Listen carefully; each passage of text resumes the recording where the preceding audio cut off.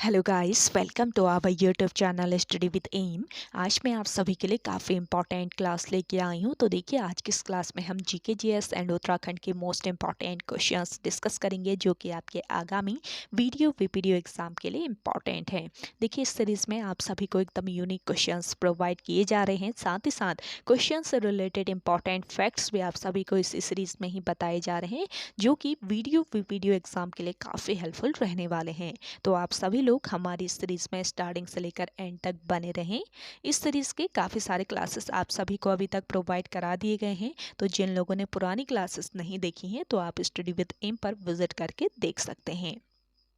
तो चलिए, आज के इस क्लास को हम स्टार्ट करते हैं। स्टार्ट करने से पहले जिन लोगों ने अभी तक हमारे YouTube channel study with M को सब्सक्राइब नहीं किया है, वो सब्सक्राइब कर लें। साथ ही साथ बगल में जो बेल आइकन दिख रहा है, इसे भी प्रेस कर लें, ताकि हम कोई भी वीडियो डालते हैं तो उसका नोटिफिकेशन आपके पास जल्द से जल्द पहुँच जाए। आप सभी लोग हमारे टेलीग्राम चैनल को भी ज्वाइन कर सकते हैं। ये भी स्टडी विद एम के नाम से ही बना हुआ है, और टेलीग्राम चैनल पर रात को 8 बजे क्विज का भी आयोजन किया जाता है। काफ़ी इंपॉर्टेंट क्वेश्चन आप सभी को क्विज के रूप में दिए जा रहे हैं, तो आप कोई ज्वाइन कर सकते हैं। तो चलिए, आज के सेशन को हम स्टार्ट करते हैं, और इस सेशन का पहला क्वेश्चन है, नशा मुक्ति को लेकर बेहतर काम करने पर राज्य के किस जिले को राष्ट्रीय पुरस्कार मिला है? तो देखिए, नशा मुक्ति को लेकर बेहतर काम करने पर राज्य के उत्तरकाशी जिले को राष्ट्रीय पुरस्कार मिला है। ऑप्शन 4 यहाँ पे आपका राइट आंसर है, और यह पुरस्कार नई दिल्ली में राष्ट्रीय बाल अधिकारी संरक्षण आयोग और एनबीसी की ओर से आयोजित कार्यशाला में दिया गया। अगला क्वेश्चन है आपका, किस जनजाति में बैठाण विवाह का प्रचलन है? बैठाण विवाह का प्रचलन है बोक्सा जनजाति में। ऑप्शन फर्स्ट यहाँ पे आपका राइट आंसर है। देखिए, बोक्सा जनजाति उत्तराखंड के तराई भाबर क्षेत्र में स्थित उधम सिंह नगर के बाजपुर, गदरपुर एवं काशीपुर, और देखिए नैनीताल के रामनगर, पौड़ी गढ़वाल के दुगड्डा तथा देहरादून के विकास नगर, डोईवाला एवं सहसपुर विकास खंडों के लगभग 173 ग्रामों में निवास करते हैं। नैनीताल व उधम सिंह नगर जिले के बोक्सा बहुल क्षेत्र को क्या कहा जाता है? नैनीताल व उधम सिंह नगर जिले के बोक्सा बहुल क्षेत्र को कहा जाता है बुक्साड़। इंपॉर्टेंट पॉइंट है। और देखिए, बोक्सा लोग अपने आप को पंवार राजपूत मानते हैं। अगला क्वेश्चन है आपका, उत्तराखंड में सोन नदी वन्य जीव विहार की स्थापना कब हुई थी? तो देखिए, सोन नदी वन्य जीव विहार की स्थापना हुई उत्तराखंड में वर्ष 1987 में। ऑप्शन 4 यहाँ पे आपका बिल्कुल करेक्ट आंसर है। देखिए, सोन नदी वन्य जीव विहार जो है, ये कितने वर्ग किलोमीटर क्षेत्रफल में फैला हुआ है, पूछा जा सकता है। 301 वर्ग किलोमीटर क्षेत्रफल में यह वन्य जीव विहार फैला हुआ है, जो कि किस जनपद में स्थित है? पौड़ी गढ़वाल में। पौड़ी गढ़वाल में यह वन्य जीव विहार स्थित है। नेक्स्ट क्वेश्चन है आपका, बाजपुर शहर किस नदी के तट पर स्थित है?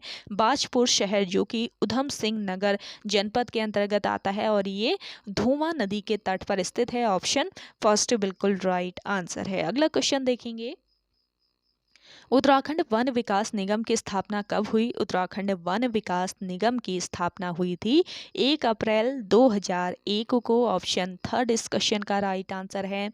उत्तराखंड वन विकास निगम राज्य सरकार द्वारा गठित एक वैधानिक निकाय है, और 2001 में इसकी स्थापना की गई। अगला क्वेश्चन देखेंगे, नंदा गौरा योजना की शुरुआत कब हुई? तो देखिए, नंदा गौरा योजना जो है, इसकी शुरुआत हुई थी 2 जून 2017 को। ऑप्शन फर्स्ट इस क्वेश्चन का करेक्ट आंसर है। यह योजना गौरा देवी कन्या धन योजना, इसके अलावा नंदा देवी योजना, गौरा देवी कन्याधन योजना और नंदा देवी योजना को मिलाकर बनाई गई, और इस योजना के तहत बीपीएल परिवारों की बालिका को 2 चरणों में 62,000 रुपये दिया जाता है। पहला चरण कौन सा होता है? जब बालिका का जन्म होता है, तो बालिका के जन्म पर 11,000 रुपये तथा 12वीं पास बाद 51,000 रुपये दिया जाता है। और इस योजना का संचालन किसके द्वारा किया जाता है? इस योजना का संचालन महिला व बाल विकास मंत्रालय द्वारा किया जाता है। नेक्स्ट क्वेश्चन देखेंगे, पर्यावरण अध्ययन और संरक्षण संगठन, इन शॉर्ट इसको हेस्को कहा जाता है। तो हेस्को की स्थापना किसने की है? देखिए हेस्को की स्थापना की है अनिल जोशी ने। ऑप्शन सेकंड बिल्कुल राइट आंसर है। पर्यावरण अध्ययन और संरक्षण संगठन यानी हेस्को की स्थापना हुई थी 1979 में। और हेस्को जो है ये कहाँ पर स्थित है? देहरादून में। देहरादून में एक गैर सरकारी संगठन है ये। और अनिल जोशी की बात करें, अनिल जोशी पर्यावरण कार्यकर्ता व समाज सेवी हैं। वर्ष 2006 में इन्हें पद्मश्री अवार्ड से सम्मानित किया गया। अनिल जोशी ने एक आंदोलन का भी नेतृत्व किया है। कौन सा ये आंदोलन था? गांव बचाओ आंदोलन। तो आपसे पूछा जाए गांव बचाओ आंदोलन का नेतृत्व किसने किया था? याद रखेंगे अनिल जोशी ने इसका नेतृत्व किया। अगला क्वेश्चन है भारतीय पर्वतारोहण फाउंडेशन की स्थापना कब हुई? भारतीय पर्वतारोहण फाउंडेशन की स्थापना वर्ष 1961 में की गई थी। ऑप्शन थर्ड बिल्कुल राइट आंसर है।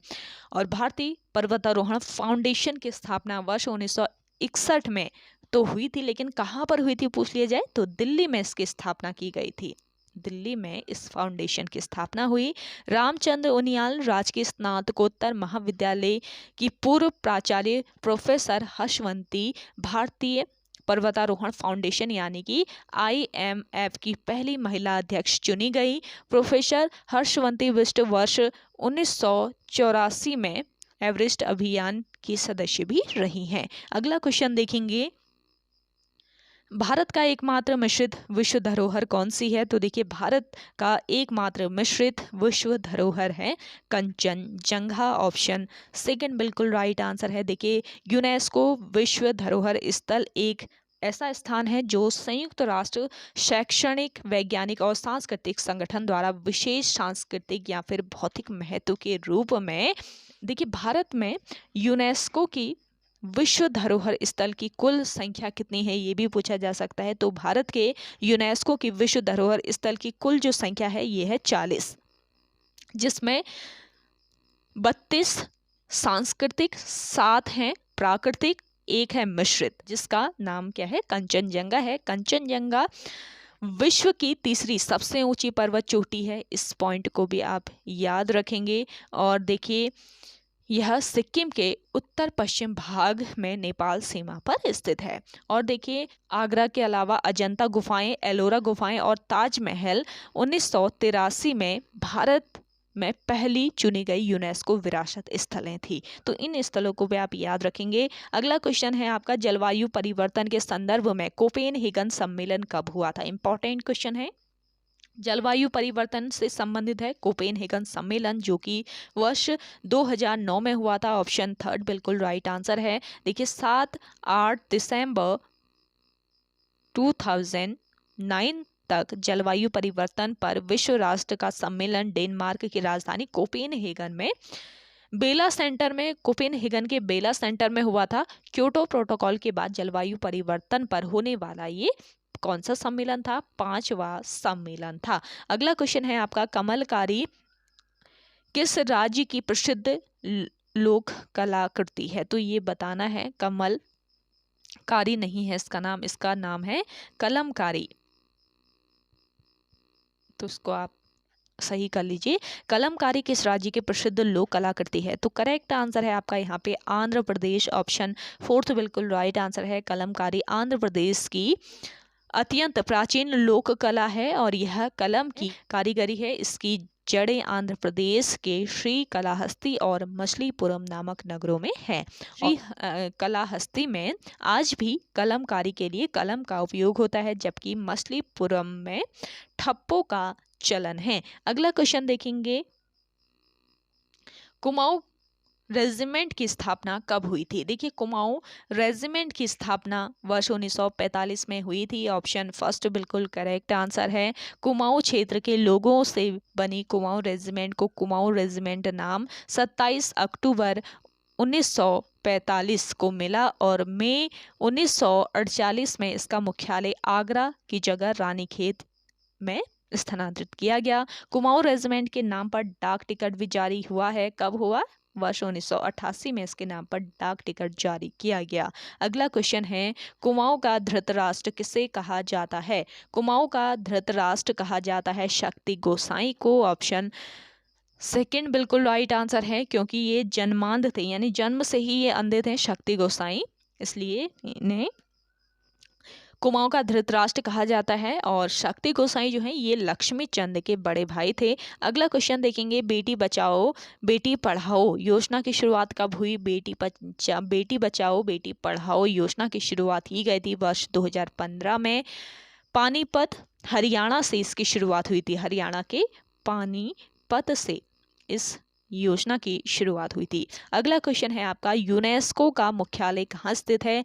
यूनेस्को का मुख्यालय है आपके पेरिस में। ऑप्शन फर्स्ट बिल्कुल राइट आंसर है। संयुक्त राष्ट्र शैक्षिक वैज्ञानिक तथा सांस्कृतिक संगठन, यानी इन शॉर्ट इसको यूनेस्को बोला जाता है। फुल फॉर्म भी आपको पता रहना चाहिए। संयुक्त राष्ट्र शैक्षणिक वैज्ञानिक तथा सांस्कृतिक संगठन, इसका फुल फॉर्म है यूनेस्को का। तो ये संयुक्त राष्ट्र का एक घटक निकाय है। इसका कार्य शिक्षा, प्रकृति तथा समाज विज्ञान, संस्कृति तथा संचार के माध्यम से अंतर्राष्ट्रीय शांति को बढ़ावा देना है। संयुक्त राष्ट्र की इस विशेष संस्था का गठन कब हुआ था? 16 नवंबर 1945 को हुआ था। अगला क्वेश्चन देखेंगे, ग्रैमी अवार्ड किस क्षेत्र में दिया जाता है? देखिए, ग्रैमी अवार्ड दिया जाता है संगीत के क्षेत्र में। इंपॉर्टेंट क्वेश्चन है, ऑप्शन थर्ड बिल्कुल राइट आंसर हो जाएगा। ग्रैमी अवार्ड संगीत उद्योग में उपलब्धियों को पहचानने के लिए रिकॉर्डिंग अकादमी द्वारा प्रस्तुत एक पुरस्कार है। ग्रैमी सबसे बड़े वार्षिक संगीत पुरस्कार समारोह में से एक है। तो इस पॉइंट को ध्यान रखेंगे। सेशन पसंद आ रहा है जल्दी से आप सभी लोग लाइक कर लें। जिन लोगों ने अभी भी हमारे YouTube channel study with M को सब्सक्राइब नहीं किया है वो सब्सक्राइब कर लीजिए। सेशन जल्दी से आप सभी लोग शेयर कर दीजिए अपने दोस्तों के साथ, अपने व्हाट्सएप ग्रुप्स में। अगला क्वेश्चन है, विक्रम साराभाई अंतरिक्ष केंद्र कहाँ स्थित है? विक्रम साराभाई अंतरिक्ष केंद्र है तिरुवनंतपुरम में। ऑप्शन फर्स्ट बिल्कुल राइट आंसर है। तिरुवनंतपुरम स्थित विक्रम साराभाई अंतरिक्ष केंद्र में उपग्रह प्रक्षेपण वाहन और परिज्ञापी रॉकेट के डिजाइन तथा विकास से संबंधित गतिविधियां संचालित कर उन्हें प्रक्षेपण क्रियाकलाप के लिए तैयार किया जाता है। अगला क्वेश्चन है आपका,